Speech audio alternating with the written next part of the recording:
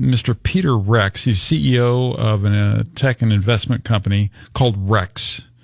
I get the feeling it's because his last name's Rex. But, maybe I'm going out on a limb on there.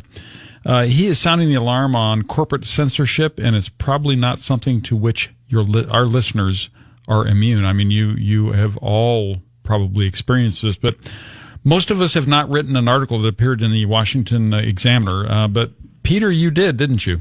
Yeah, I did, Terry, and I appreciate you having me on. Oh, it's my pleasure. My pleasure. So what possessed you to express your opinion and have it in the Washington Examiner? What possessed me was I noticed that in general, I have a thing I'm working on here, which is building new tech leadership, and I can get into the reasons why we need to do so. Mm-hmm. But I put my finger on it in the article here. One of the key reasons, if not the most important reason, is that there is a censorship coming from the tech leadership currently. It's really out of Silicon Valley. Right. And they're pushing it in a very arrogant way that they know the truth and they have a monopoly on the truth. And they're tyrannical enough to start censoring, exploiting, manipulating people with the powers that they have. And they're sort of monopoly over technology. And what I'm working on is building new tech leadership outside of Silicon Valley. And actually, we moved from the West Coast, and I'm building it out of Texas. Are you in Austin? I'm in Austin, Texas. Yep. That's where a lot of the tech companies go. It seems that there is a good amount of people that have the credentials to work for the tech companies. Where were you in California or just on the West Coast? We were in San Francisco for a while, and actually, one of my sons was born there in California as well. But then we were also in Seattle area, which is the other powerhouse in technology. And the two areas are very small geographically, mm-hmm. but they have a monopoly on technology, and they're radicalized left. And they don't realize it because they're in an echo chamber, but they are radicalized left, and they control our technology. They control our communication platforms in which we are expressing our ideas and in which we're getting the truth from, and we're trying to figure out what is the truth, whether it's, what's the status on COVID or what's going on out there in the world, or who should we vote for? They're not afraid to, and actually they've been emboldened to manipulate information to try to control and coerce people through bullying or just pushing their way on people, censoring, deplatforming, whatever it might be. And it's gone too far, and that's why I've drawn the line. It's just basically declared battle that we're going to build new tech leadership. And we're going to do it out of Texas. And I've chose Texas because I think it's a place where faith, family, and freedom are flourishing. And in fact, California has a lot of pockets of this, like Bakersfield, where you're out of. It has a lot of pockets of patriots, which I think a lot of people don't appreciate or understand as well, because there's a lot of military vets. There's a lot of people that are true American people that are there, and they're sort of trapped within the system. And what I'd say is a bit of hope for the listeners here is that there is hope here. Likely, it's just not going to come from within California, though, and that's why I moved out to Texas. But by building new technology leadership that's dedicated to preserving and promoting faith, family, and freedom, and ensuring that we don't push our views on people, we can then offer those products and our services to people anywhere in California, and actually throw a hand over there to help out our allies over there. One of the things I'd say, Peter, though, is this is a insidious sort of thing that is happening, because we've got it happening on our junior college campus, CRT, and they have an organization that is there to defend anybody who's here illegally from getting turned in. There's things happening here in Kern County that I think would surprise you, but it doesn't surprise me. I'm right on the front line of this. And I think that you're right. You've got to take this out of the hands of the people who have got it. One of the ways of doing that, of course, is doing what you're doing, which is to offer us another alternative that is more in line with the way that people really would like things to be handled, especially when it comes to censorship. But I think the other way is to simply take the money away from them. I mean, they can't survive if they don't have the money. Yeah, and Terry, I agree with you. And I think, more importantly than that, I'd even say is give money to people like me, invest money with me. And that might sound self-serving to the listeners, and it is, but it's also long-term self-interest for them and me, and back other people like me. You don't have to necessarily back me, but back other people who are grounded in Judeo-Christian principles, who are going to stand up for faith, family, and freedom, and who are not going to impose their views on you and on other people, because that's not the American way. Because right now what we've got a situation where, these people are worse than the Inquisition, if you think about it, Terry, right? Because At least in the Inquisition, you had a trial. Yeah, even though it was a kangaroo trial, you're right. There was a trial, and then, you know, I would say, Peter, also just to interject along your thoughts, is my wife and I owned a restaurant for 18 and a half years, and whenever we were out of town or whenever we went out to eat, we always went to a locally owned restaurant. We didn't go to chains or anything like that. And, you know, I kind of feel the same. You're trying to point out to people it's the same thing. Do you want somebody who is local, that believes the same things you believe, that is going to prosper and be able to grow and maybe have a bigger influence, or do you just want to go ahead and give it to Zuckerberg and Gates and all these clowns that obviously they're telling us what they're going to do with it? They're going to try and control our lives. Yeah, and the problem is not just these social media platforms like Facebook and the rest of them, right? It goes down to what I say, down to the metal. It goes down to these server farms that are controlled by Silicon Valley and Seattle, by the likes of Amazon Web Services, where they can deplatform you on they can deplatform where you're keeping your data and where you're running your businesses. They can also deplatform you off your phone, off of they could kick your app off the hardware, because the two major lines of phones are going to be from Google, the Android, or from Apple, the iPhone, and that's coming out of the same area, Silicon Valley as well. So it's a precarious position where, as a democracy, we as a people, you guys locally in Bakersfield, we all depend upon our ability to express our ideas and to hear other people's ideas. That's why the First Amendment is there, to protect free speech, right? Because without free speech, you can't decide what is right and wrong and what you're going to vote for, and then you can be manipulated. And right now we have a position where these people that have the power have not shown resistance to using that power in a negative way. So we've entrusted them and they've abused their trust. And so now we got to take away the power and empower people who are committed to these liberties and who are of a different mindset and actually have real values. Yeah. Well, Peter, hasn't the FTC really failed us? There was a time during the Reagan administration where, and actually after it was before the Reagan administration. I'm trying to remember if it was actually, wasn't Carter. I think it was Reagan who actually had teeth in the FTC and didn't allow these companies to get into owning a tremendous share of what the business was. And we currently have or monopolies or duopolies. In some ways we have maybe 4 companies, but they're the domination in a field, and we were supposed to have protections against this sort of thing happening, weren't we?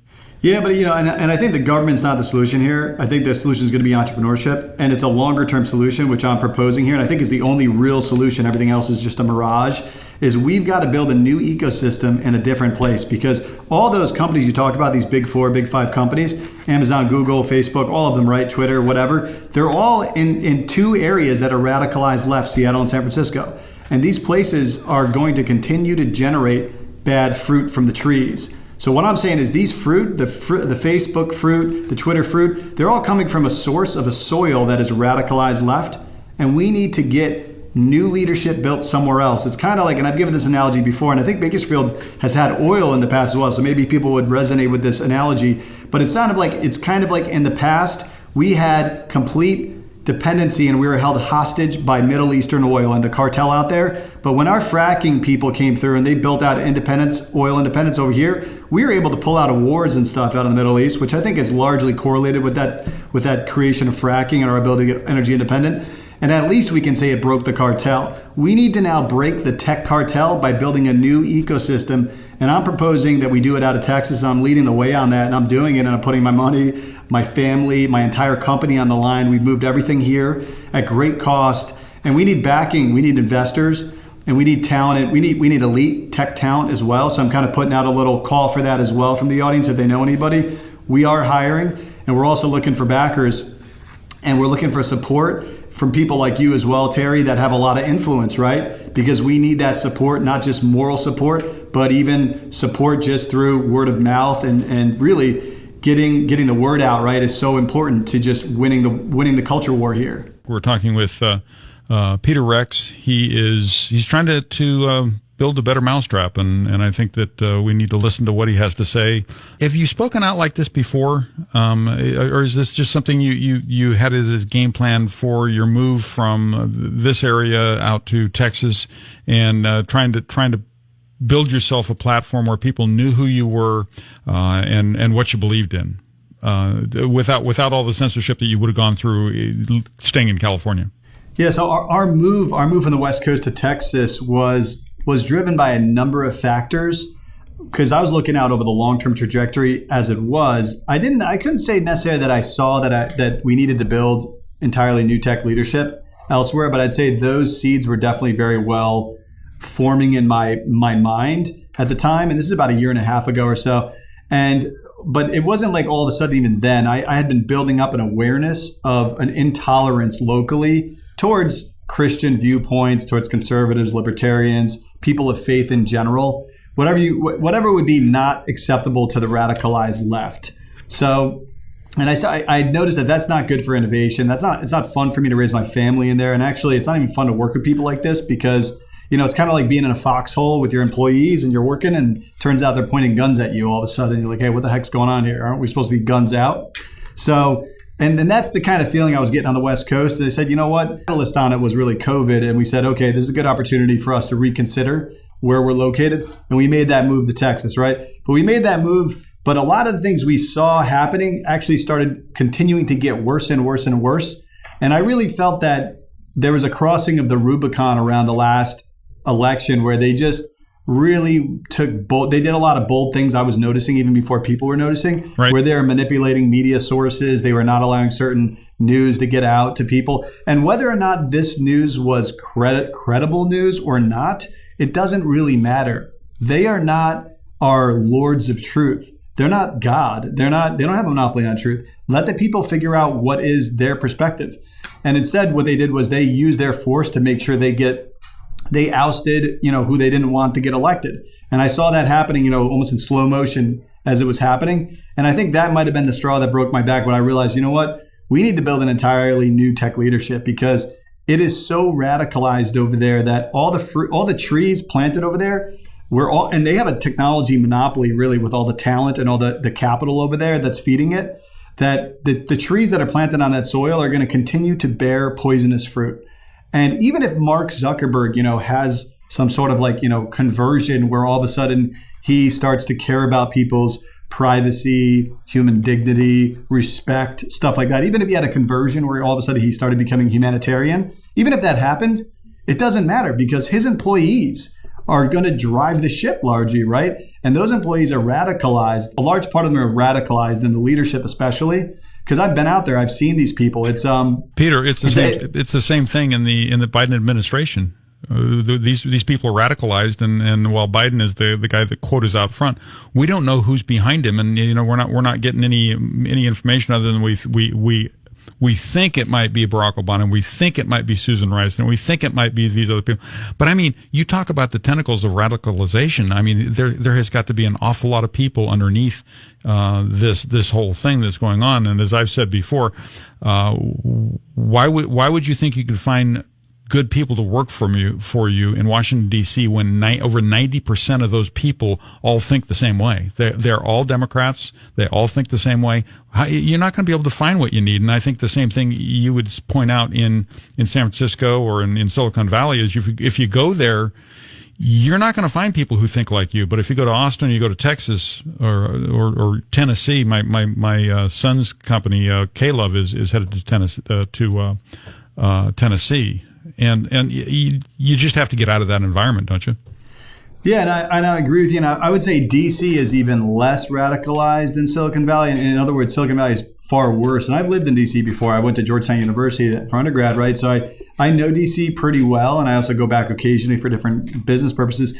You have a good, I would say, strong minority over there of leadership that is there that you saw pretty active in the last 4 years of the last administration that did a lot of good work. You also definitely, though, as you pointed out, do have a radicalized position. I would just say it's even far more radicalized in Silicon Valley. I would say significantly more radicalized, and you don't really have a competing alternative that's in power to put a check on them at this point. So they've completely taken control. And I think tech is really far upstream of our problems, right? Because they can control communications. This is a big problem, right? Communication now is largely happening on these social media platforms and via our phones and everything else, right? That's just the new world. We're in that already. It's not coming, it's here.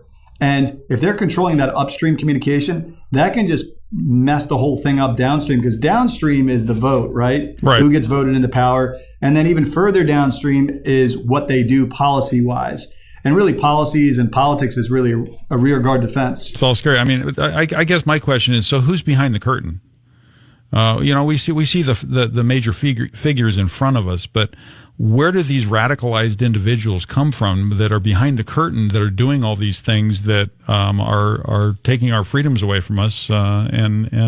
This takes a very organized and quite a bit of money in order to do what they're doing, and I think that this goes pretty high when it comes to people with money that are interested in doing some of these things. I mean, look at the information or the disinformation that is being pushed on about COVID-19.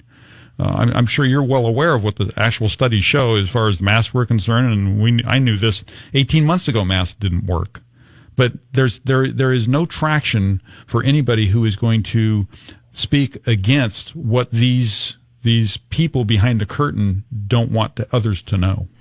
And I think these people behind the curtain are, they're not, I mean, we know who these people are. This is not like a guess. I mean, they are the tech leaders. They are what I call, I call it the unholy trinity. It is big tech, big media, big government. It's those three. They're in an incestuous relationship together. We know who they are, and we know what they're up to now. I don't think anyone should have any question. I mean, some of the stuff they've done is unbelievable, and it's further radicalizing themselves as they go and stamp out other positions, other voices. All they hear is their own similar voices. So they can't really put themselves in the middle of two opposing positions, because their worldview is now a very narrow worldview. That's what happens when you start getting bigoted. Bigots, they get caught up through their own narrow worldview into a more narrow worldview. It's a self-defeating, vicious cycle they put themselves in.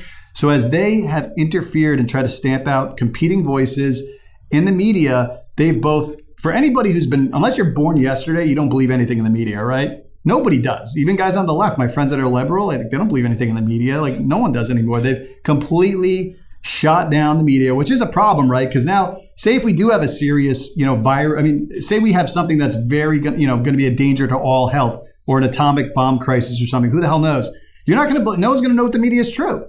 So now it's like, where do you get your source of information? How do you find out what's true? It takes a long time of research to figure it out. As you mentioned, you figured it out when it came to masks and everything else 18 months ago, right? Right. But that probably took you some research. I worked for a pharmaceutical company for 18 and a half years. And it didn't take much research. They were going about it the wrong way, almost from the beginning. So I knew there was something up, because none of it made sense as to they should have known within 4 weeks that the lethality of COVID-19 wasn't anywhere close to what they were trying to make us believe. And to this day, there isn't any reason for an infection that has a 99.9% survival rate for us to do any of the things that we've done at this point.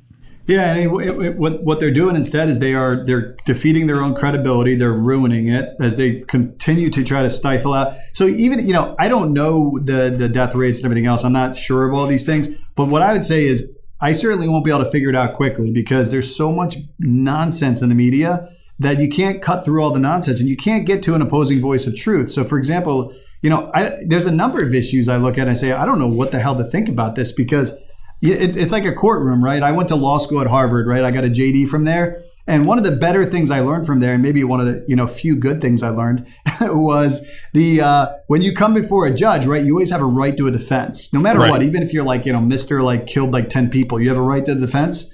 And even if you're broke, the reason why is because the judge needs to hear both sides, argued out at the best possible way. That way, the judge can decide what is the truth before they issue out a judgment. And that was iterated. That idea came out of common law from the British. Over thousands of years, we've learned that this is the better way to do it. Right. And if we kill debate in our society, which is what we're doing, because of new tech leadership, because of the existing tech leadership, because of what they've done and how they're censoring people, we're going to kill existing debate, and you're going to kill the culture, and you're going to kill the trust we have in our institutions, and you're going to create further and further divisions in people. But anyways, I'm not about complaining, and neither should any of us. No. Let's just do something. Let's just take leadership. Okay. Back people like us. Let's build new tech leadership. So how do people get a hold of you, Peter? Rex.com. Just go to the website, rex.com, rex.com. And you can find information on there. You'll be able to navigate that and get a hold of us. We're taking investment right now for the first time in startup companies that we're building. And yeah, I mean, and if anybody knows elite talent out there, it could be a grandson, son, brother, sister, whatever it might be, that is tired of this nonsense, and they're in San Francisco, they're in Seattle, and they're looking for a company that is going to stand up for real values, then reach out to us. That sounds fantastic. Now, how long has your company been around? So I've been at this for 16 years in real estate and technology, but Rex as an ecosystem, as a concept, I'd say is about 3 to 5 years in being, because it's been a bit of an issue as I brought it into being. So, but our move here is recent to Texas. That's been in the last 18 months. We got here and hit the ground. And we have a number of companies we're already building out. We have 2 that are live on the website you can see, but we have 6 more coming behind that. So there is a lot of people leaving California, and we only want the people who believe, as you and I do, in conservative principles, and that our First Amendment rights are important to us. All of our rights are important to us, and so don't even try and take them away. So I got to ask you though, have you ever read the book History of the Future? I haven't, Terry. I know you probably don't have a lot of extra time, Peter, but I would tell you that it's a great read. It's about the kid who discovered Oculus. And when he finally comes out and says that he was a Trump supporter, what Zuckerberg did to this guy after he had purchased Oculus from this kid and his partners, it's quite a story. It's quite a story, and it's no different than what you've been describing. You want a real life example of what these people do to somebody who doesn't toe the line and believe what they do. Read this book. It's called The History of the Future. It's very well written. It's a real page turner. I'll look into it, Terry. Thanks for the recommendation. Hey, Peter, thank you so much for being on today. And again, I hope people will go to rex.com, get involved. This is somebody who's trying to change exactly what's going on in our culture right now. So I think he deserves our support.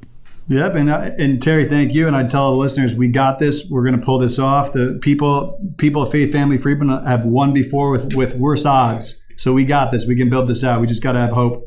Great. Thanks, Peter. Take care. All right, thank you. Bye. Bye-bye.